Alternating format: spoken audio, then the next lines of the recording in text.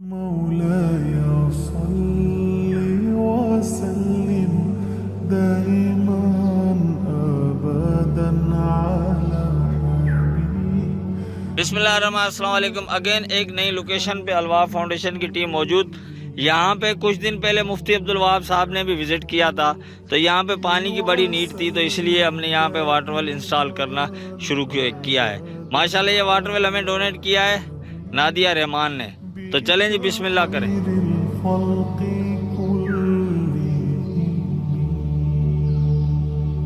मुहम्मदुन सय्यिदुल कौनैनि वत्तक़लैन।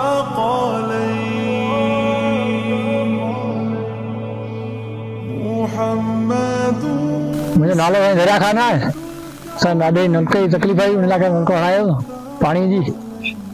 थी वई महिरबानी साईं, मुफ्ती साहब जी महिरबानी जंहिं असांजो नलको हिते हणाए ॾिनो।